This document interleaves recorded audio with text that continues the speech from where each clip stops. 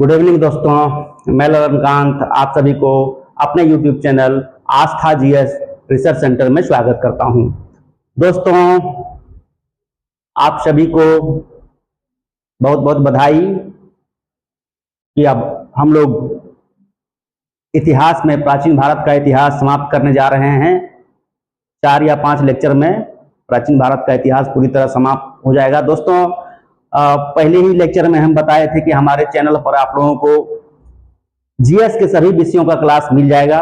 अभी हम लोग शूटिंग करते जा रहे हैं। आप देखेंगे कि 6 महीना बाद जीएस का सभी विषय का क्लास हमारे चैनल आस्था जीएस रिसर्च सेंटर पर उपलब्ध मिल जाएगा आप लोगों को। यदि आप आस्था जीएस रिसर्च सेंटर के नाम से यूट्यूब पर सर्च करते हैं तो आपको विश्व भूगोल, भारतीय भूगोल, इतिहास,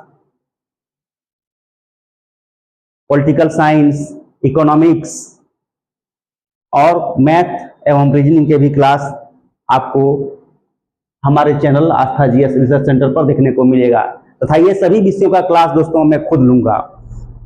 अभी वर्तमान में हम लोग दोस्तों जो पढ़ रहे हैं वो प्राचीन भारत का इतिहास पढ़ रहे हैं। इतिहास पढ़ाने के क्रम में प्राचीन भारत का इतिहास पढ़ रहे हैं और इतिहास के पहले ही लेक्चर में हम इतिहास का परिभाषा बताते हुए आप लोगों को बता दिए थे कि इतिहास को, क्योंकि भारतीय इतिहास को 3 कालखंडों में विभाजित किया गया है। प्राचीन भारत का इतिहास पहला, दूसरा मध्यकालीन भारत का इतिहास और तीसरा आधुनिक भारत का इतिहास। प्राचीन भारत का इतिहास अभी वर्तमान में हम लोग पढ़ रहे हैं और इस क्रम में दक्षिण भारत का इतिहास अभी रिसेंटली हम लोग पढ़ रहे हैं। दक्षिण भारत के इतिहास को दोस्तों 2 भागों में बांटा गया है। दक्षिण भारत का इतिहास का प्रथम भाग और दक्षिण भारत का इतिहास का द्वितीय भाग। दक्षिण भारत का इतिहास का प्रथम भाग को हमने 3 लेक्चर में कंप्लीट किया है तथा दक्षिण भारत का इतिहास का द्वितीय भाग भी 3 लेक्चर में कंप्लीट होगा। इसका पहला लेक्चर हम ले चुके हैं, आज यह दूसरा लेक्चर है। दोस्तों, 500 से 1200 ईस्वी के मध्य देखा जाता है दक्षिण भारत में कई राजवंशों का उदय होता है। उन्हीं राजवंशों को दक्षिण भारत का इतिहास के नाम से इतिहास में पढ़ा जाता है। आइए कुछ संक्षेप में जानते हैं जो पिछले क्लास में भी हम बता दिए थे। विंध्यन पर्वत यहाँ पर है दोस्तों। विंध्यन पर्वत इस प्रकार है और विंध्यन पर्वत को ही उत्तर भारत और दक्षिण भारत का सीमा निर्धारित किया गया है। यानी कि विंध्यन पर्वत के उत्तर में उत्तर भारत कहलाता है और विंध्यन पर्वत के दक्षिण में दक्षिण भारत कहलाता है। तो विंध्यन पर्वत के नीचे 500 से 1200 ईसा पूर्व के बीच जिन राजवंशों का शासन रहता है उसी के बारे में दक्षिण भारत के इतिहास का द्वितीय भाग के क्रम में हम लोग पढ़ेंगे। तो संक्षेप में थोड़ा जान लेते हैं। यहाँ दोस्तों तमिलनाडु के क्षेत्र में चोल राजवंशों का उदय होता है जिसके संस्थापक विजयालय होते हैं और आरंभिक चोल वंश का संस्थापक अगर देखा जाए तो करिकल होता है जिसका कार्यकाल 100 से 300 ईसा पूर्व के ईसा पूर्व कहते हैं 100 से 300 ईस्वी के बीच देखा जाता है। और इसके बाद लगभग 200 सालों तक चोल साम्राज्य का इतिहास नहीं देखने को मिलता है और पुनः 500 ईस्वी के बाद चोल साम्राज्य के संस्थापक विजयालय बनते हैं। उसके बाद पल्लव वंश पढ़ेंगे जो कि इधर दक्षिणी आंध्र प्रदेश और तमिलनाडु के क्षेत्र में देखने को मिलता है जिसके संस्थापक सिंह विष्णु होते हैं। और उसके बाद चालुक्य वंश के बारे में पढ़ेंगे। चालुक्य वंश 3 प्रकार का होता है। वातापी या वादामी का चालुक्य वंश जिसके संस्थापक जय सिंह या पुलकेशिन प्रथम, जय सिंह या पुलकेशिन प्रथम होते हैं। चालुक्य वंश यानी कि वातापी या वादामी का चालुक्य वंश का संस्थापक पुलकेशिन प्रथम या जयसिंह होते हैं। और इस वंश का सबसे प्रतापी राजा जो हम पढ़ाए थे दोस्तों पुलकेशिन द्वितीय था। उन्होंने यहाँ आंध्र प्रदेश के क्षेत्र में कुछ क्षेत्रों को जीता था तथा अपने भाई विष्णुवर्धन को वेंगी का चालुक्य वंश का संस्थापक बनाया था। यानी कि वेंगी के चालुक्य वंश का संस्थापक विष्णुवर्धन बनते हैं। और उसके बाद कल्याणी के चालुक्य वंश का संस्थापक तेलपदुत्य हैं और राष्ट्रकूट वंश के संस्थापक दंती दुर्ग हैं। तो यह 1 2 3 4 5 6 राजवंशों के बारे में मुख्यतः हम लोग दक्षिण भारत के इतिहास का द्वितीय भाग को पढ़ाने के क्रम में पढ़ेंगे, जिसमें सबसे पहले हम लोग पल्लव राजवंश के बारे में पढ़ चुके हैं। पल्लव राजवंश के बारे में पढ़ चुके हैं, जिसके संस्थापक सिंह विष्णु थे, और इस वंश का सबसे प्रतापी राजा नरसिंह वर्मन प्रथम था, जिन्होंने वातापी या वादामी के चालुक्य वंश के संस्थापक जो जयसिंह या पुलकेशिन द्वितीय होते हैं, और इस वंश का सबसे प्रतापी राजा पुलकेशिन द्वितीय होते हैं। पुलकेशिन द्वितीय को पल्लव वंश के राजा नरसिंह वर्मन प्रथम ने हराया था वातापी के युद्ध में, तथा इस युद्ध में हराने के बाद नरसिंह वर्मन प्रथम ने वातापी कोंड की उपाधि धारण की थी। वातापी कोंड का अर्थ होता है दोस्तों वातापी का विजेता। वातापी का विजेता दक्षिण भारतीय भाषा में वातापी कोंड को वातापी का विजेता हिंदी में हम लोग कहेंगे। तो वातापी कोंड की उपाधि नरसिंह वर्मन प्रथम ने पुलकेशिन द्वितीय को हराने के बाद धारण किया था। क्या कौन सी उपाधि धारण किया था दोस्तों, और किसने? पल्लव वंश के राजा नरसिंह वर्मन प्रथम ने चालुक्य वंश वातापी के चालुक्य वंश के सबसे प्रतापी राजा पुलकेशिन द्वितीय को वातापी के युद्ध में हराने के बाद वातापी कोंड की उपाधि धारण किया था। और इसी युद्ध में संभवतः यह माना गया है, इतिहास में भी संभवतः कह के जिक्र किया गया है कि इसी युद्ध में वातापी के युद्ध में पुलकेशिन द्वितीय की मृत्यु हो जाती है। तो ये 6 राजवंशों के बारे में मुख्यतः हम लोग पढ़ेंगे दोस्तों। पुलकेशिन द्वितीय यहाँ पर हम बाद में बता देंगे दोस्तों कि हर्षवर्धन को पुलकेशिन द्वितीय ने हराया था, और पुलकेशिन द्वितीय को नरसिंह वर्मन प्रथम ने हराया था। इसका बाद में हम बहुत अच्छे से व्याख्या कर देंगे। आज जो राजवंश के बारे में हम लोग पढ़ेंगे वो वातापी के चालुक्य वंश के बारे में पढ़ेंगे। वातापी को वादामी भी कहा जाता है। और उसके बाद वेंगी के चालुक्य वंश का संस्थापक जो है विष्णुवर्धन होते हैं, जो पुलकेशिन द्वितीय का भाई होता है। पुलकेशिन द्वितीय ने यहाँ आंध्र प्रदेश के क्षेत्र में कुछ क्षेत्रों को जीतकर अपने भाई विष्णुवर्धन को चालुक्य वंश का संस्थापक एक तरह से बनवाया था। तो आइए बिना कोई समय नष्ट किए, बिना कोई समय व्यर्थ किए शुरुआत करते हैं दोस्तों। इधर यहाँ देखा जाए मैप में अगर देखिएगा तो इधर केरल कर्नाटक के क्षेत्र में, यानी कि पश्चिमी तट पर भारतीय प्रायद्वीप के पश्चिमी तट पर वातापी या वादामी के चालुक्य वंश का स्थापना होता है। वातापी या वादामी के चालुक्य वंश का स्थापना इधर यहाँ केरल कर्नाटक के क्षेत्र में होता है, जिसके संस्थापक जयसिंह थे। वातापी या वादामी के चालुक्य वंश का संस्थापक जयसिंह या पुलकेशिन प्रथम को माना गया, यानी कि जयसिंह ही पुलकेशिन प्रथम था। इसने अपनी राजधानी वातापी या वादामी को बनाया था। किसने? जयसिंह ने अपनी राजधानी वातापी या वादामी को बनाया था। इन्होंने जो उपाधि धारण किया था, जयसिंह या पुलकेशिन प्रथम ने जो उपाधि धारण किया था वो सत्याश्रम की उपाधि धारण किया था, रण विक्रम की उपाधि धारण किया था, और श्री पृथ्वी बल्लभ की उपाधि धारण किया था। जयसिंह ने 3 प्रकार की उपाधि धारण किया था दोस्तों, सत्याश्रम, रण विक्रम और श्री पृथ्वी बल्लभ की उपाधि धारण किया था। इस वंश का यानी कि वातापी या वादामी के चालुक्य वंश का सबसे प्रतापी राजा पुलकेशिन द्वितीय था। पुलकेशिन द्वितीय, अगर आपसे पूछा जाए दोस्तों कि वातापी के चालुक्य वंश का सबसे प्रतापी राजा कौन था या सबसे महान राजा कौन था, तो वो होगा पुलकेशिन द्वितीय। पुलकेशिन द्वितीय ने हर्षवर्धन को नर्मदा नदी के तट पर हराया था। ये बहुत इंपॉर्टेंट फैक्ट है दोस्तों, कई बार पूछा गया है। एकदम गांठ बांध लीजिएगा और दिमाग में पूरी तरह से इसको सेट कर लीजिएगा कि पुलकेशिन द्वितीय जो कि वातापी या वादामी के चालुक्य वंश का सबसे प्रतापी राजा था, इन्होंने क्या किया था कि हर्षवर्धन को नर्मदा नदी के तट पर हराया था। दोस्तों थोड़ा सा हर्षवर्धन के बारे में बता देते हैं। यहाँ दोस्तों नर्मदा नदी है और हर्षवर्धन के बारे में कहा जाए तो इन्होंने उत्तर भारत के संपूर्ण भागों पर अपना साम्राज्य को स्थापित किया था। केवल कश्मीर को छोड़कर हर्षवर्धन ने उत्तर भारत के संपूर्ण क्षेत्र पर अपना साम्राज्य स्थापित किया था। और साम्राज्य विस्तार के क्रम में इन्होंने दक्षिण की ओर भी अपना कदम बढ़ाया था। इस दौरान नर्मदा नदी के तट पर दक्षिण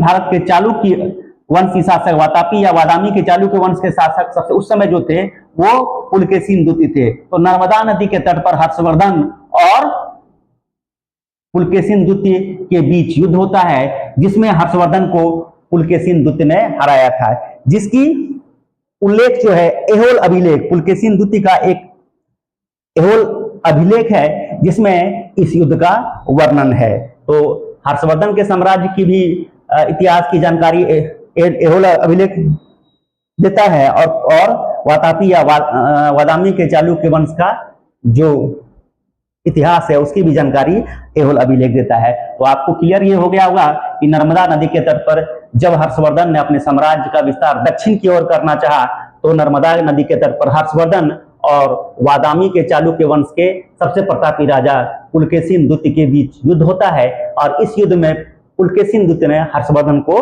परास्त कर दिया था। इसके साथ ही हर्षवर्धन ने यहीं पर दक्षिण भारत की ओर अपने विस्तार की नीति को स्थगित कर दिया था, और नर्मदा नदी को एक सीमा, अपने साम्राज्य का दक्षिणी सीमा था, यानी कि हर्षवर्धन के साम्राज्य का दक्षिणी सीमा नर्मदा नदी निर्धारित था। तो ये दोस्तों एक एक फैक्ट जो मैं बोल रहा हूं दोस्तों, हो सके तो उसको आप नोट कर लीजिएगा, आपके लिए लाभदायक होगा। हर्ष को हराकर यानी कि पुलकेशिन द्वितीय ने हर्षवर्धन को हराकर परमेश्वर एवं दक्षिणापथेश्वर की उपाधि धारण किया था। हर्षवर्धन को हराने के बाद दोस्तों, नर्मदा नदी के तट पर पुलकेशिन द्वितीय ने हर्षवर्धन को हराने के बाद पुलकेशिन द्वितीय ने दो उपाधि धारण किया था, जो परमेश्वर था, परमेश्वर एवं दक्षिणापथेश्वर, परमेश्वर एवं दक्षिणापथेश्वर की उपाधि धारण किया था। किसने किया था? तो पुलकेशिन द्वितीय ने किया था हर्षवर्धन को हराने के बाद, परमेश्वर एवं दक्षिणापथेश्वर की उपाधि धारण किया था।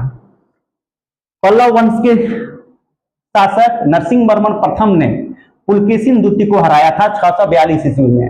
यहाँ पर दोस्तों, यहाँ आप देखिएगा तो यहाँ पर पुलकेशिन द्वितीय ने हर्षवर्धन को हराया था, लेकिन पल्लव वंश के सबसे प्रतापी राजा जो थे नरसिंहवर्मन प्रथम थे, उन्होंने पुलकेशिन द्वितीय को परास्त कर दिया था, हरा दिया था। कब परास्त किया था?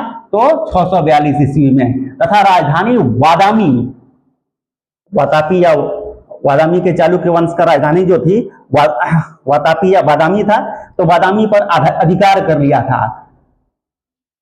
पल्लव वंश के शासक नरसिंहवर्मन प्रथम ने पुलकेशिन द्वितीय को हराया था तथा राजधानी वादामी पर अधिकार कर लिया था। इनके बीच जो युद्ध हुआ था, पुलकेशिन द्वितीय और नरसिंहवर्मन प्रथम के बीच जो युद्ध हुआ था, उसे वातापी या वादामी का युद्ध भी कहा जाता है। इस युद्ध में पुलकेशिन द्वितीय की हार होती है और नरसिंहवर्मन प्रथम की विजय होती है, और इसी युद्ध में पुलकेशिन द्वितीय को हराने के बाद नरसिंहवर्मन ने वातापी कोंड की उपाधि धारण किया था, यानी कि वातापी के विजेता की उपाधि धारण किया था। और इस युद्ध में नरसिंहवर्मन प्रथम ने क्या किया था? राजधानी वादामी पर अधिकार कर लिया था तथा यह युद्ध जो था, इन दोनों के बीच जो युद्ध था उसे वातापी या वादामी का युद्ध भी कहा जाता है। और इसी युद्ध में संभवतः माना गया है कि पुलकेशिन द्वितीय की मृत्यु हो जाती है। एहोल अभिलेख, जो कि पुलकेशिन द्वितीय का ही अभिलेख था, इस अभिलेख का संबंध पुलकेशिन द्वितीय से है। एहोल अभिलेख का संबंध किससे है? पुलकेशिन द्वितीय से है, और इसके निर्माता जो है रवि कीर्ति। एहोल अभिलेख के निर्माता अगर पूछा जाए दोस्तों तो रवि कीर्ति होगा, जबकि पुलकेशिन द्वितीय का संबंध एहोल अभिलेख से। अगर प्रश्न आपसे पूछा जाए कि एहोल अभिलेख का संबंध किस राजा से है, तो पुलकेशिन द्वितीय। एहोल अभिलेख को पुलकेशिन द्वितीय का एहोल अभिलेख भी कहा जाता है, लेकिन इसके निर्माता अगर देखा जाए तो एहोल अभिलेख के निर्माता रवि कीर्ति थे। अजंता के एक गुहा चित्र, यानी कि गुफा चित्र में, गुफा के अंदर जो चित्र, गुहा चित्र मतलब गुफा के अंदर एक चित्र होता है, उसमें फारसी दूत मंडल को स्वागत करते हुए पुलकेशिन द्वितीय को दिखाया गया है। अजंता का एक गुफा में एक चित्रकारी है जिसमें फारसी दूत मंडल को स्वागत करते हुए पुलकेशिन द्वितीय को चित्र में दिखाया गया है। चीनी यात्री हेनसांग 641 ईस्वी में पुलकेशिन द्वितीय के राजसभा में आए थे। चीनी यात्री जब दक्षिण भारत की यात्रा पर आए थे तो पल्लव क्षेत्र का भी दौरा किया था। उस समय राजा नरसिंहवर्मन प्रथम थे, जिसकी व्याख्या हम इसके प्रीवियस वाले लेक्चर में कर चुके हैं। साथ ही चालुक्य वंश का भी दौरा किया था। उस समय राजा जो थे वो पुलकेशिन द्वितीय थे। चीनी यात्री ह्वेनसांग 641 ईस्वी में पुलकेशिन द्वितीय के राजसभा में भी आया था। इस वंश का शासक विक्रमादित्य सेकेंड, इस वंश का शासक यानी कि चालुक्य वातापी के चालुक्य वंश का शासक विक्रमादित्य सेकेंड ने के शासनकाल में दक्कन में अरबों का आक्रमण हुआ था। दक्कन में अरबों का आक्रमण हुआ था। तो किस वंश के चालुक्य वातापी के चालुक्य वंश के किस राजा के शासनकाल में दक्कन में अरबों का आक्रमण हुआ था? तो विक्रमादित्य सेकेंड के शासनकाल में। विक्रमादित्य सेकेंड की पहली पत्नी, दो पत्नी थी इसकी दोस्तों। विक्रमादित्य सेकेंड की पहली पत्नी जो थी महादेवी, लोक महादेवी, विक्रमादित्य सेकेंड की पहली पत्नी लोक महादेवी ने पटकल में विरूपाक्ष महादेव मंदिर तथा दूसरी पत्नी त्रिलोक्य देवी ने त्रिलोकेश्वर मंदिर का निर्माण करवाया था। ये बहुत इंपॉर्टेंट है दोस्तों।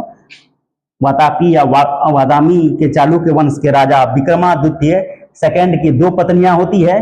पहली पत्नी लोक महादेवी ने पटकल में विरूपाक्ष महादेव मंदिर तथा दूसरी पत्नी त्रिलोक्य देवी ने त्रिलोकेश्वर मंदिर का निर्माण करवाया था। इस वंश का अंतिम शासक जो था वो कीर्तिवर्मन को माना गया है, कीर्तिवर्मन द्वितीय को माना गया है। और इसी के सामंत दंती दुर्ग ने, इसी के एक तरफ से देखा जाए तो राज्यपाल था, और इसी के सामंत दंती दुर्ग ने कीर्तिवर्मन द्वितीय को परास्त कर राष्ट्रकूट वंश की स्थापना किया था। तो इसके बाद वातापी या वादामी के चालुक्य वंश के बाद हम लोगों को राष्ट्रकूट वंश के बारे में पढ़ना चाहिए।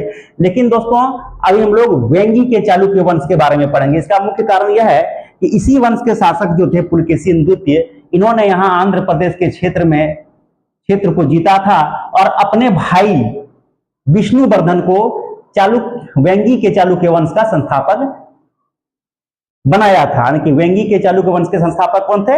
विष्णुवर्धन। तो इसी वातापी या वादामी के चालुक्य वंश से ही वेंगी के चालुक्य वंश का एक तरफ से गहरा संबंध है। इसलिए वातापी या वादामी के चालुक्य वंश को पढ़ने के बाद हम लोग थोड़ा सा एक 4-5 लाइन का है वेंगी के चालुक्य वंश के बारे में पढ़ेंगे। तो आइए अब हम लोग वेंगी के चालुक्य वंश के बारे में देखते हैं। इस वंश के संस्थापक जो थे विष्णुवर्धन को माना गया है, जो पुलकेशिन द्वितीय का भाई था। और पुलकेशिन द्वितीय ने ही इस क्षेत्र को जीतकर अपने भाई विष्णुवर्धन को वेंगी के चालुक्य वंश को स्थापनकर्ता बनाया था। क्षेत्र विस्तार जो था, यानी कि इसका क्षेत्र वेंगी के चालुक्य वंश का साम्राज्य का विस्तार गोदावरी से कृष्णा नदी तक था। गोदावरी से कृष्णा नदी, इसकी राजधानी वेंगी थी, जो वर्तमान आंध्र प्रदेश को सूचित करता है। इसका सबसे प्रतापी राजा विजयादित्य तृतीय था। विजयादित्य तृतीय इस वंश का सबसे प्रतापी राजा, वेंगी के चालुक्य वंश का सबसे प्रतापी राजा विजयादित्य तृतीय था, जिसके सेनापति पंडरंग थे। इतना ही पढ़ना है दोस्तों, 3-4 फैक्ट इसके बारे में पढ़ना है। अब थोड़ा सा यहाँ पर देख लेते हैं दोस्तों। हर्षवर्धन, पुलकेशिन द्वितीय और नरसिंहवर्मन प्रथम, ये तीन जो शासक हैं, हर्षवर्धन वर्धन वंश या पुष्यभुंती वंश के शासक होते हैं। हर्षवर्धन को पुलकेशिन द्वितीय ने हराया था 618 से 619 ईस्वी के बीच में हराया था, नर्मदा नदी के तट पर। लेकिन पुलकेशिन द्वितीय को नरसिंहवर्मन प्रथम ने हराया था वातापी के युद्ध में। कहीं वातापी को वादामी भी कहते हैं दोस्तों, वातापी रहे या वादामी रहे, आपको कंफ्यूज नहीं करना है। पुलकेशिन द्वितीय को नरसिंहवर्मन प्रथम ने हराया था वातापी के युद्ध में 642 ईस्वी में। और इसी युद्ध में संभवतः पुलकेशिन द्वितीय की मृत्यु हो जाती है और नरसिंहवर्मन प्रथम द्वारा वातापी पर अधिकार कर लिया जाता था। इसी युद्ध में विजय के बाद नरसिंहवर्मन प्रथम ने वातापी कोंड की उपाधि धारण किया था।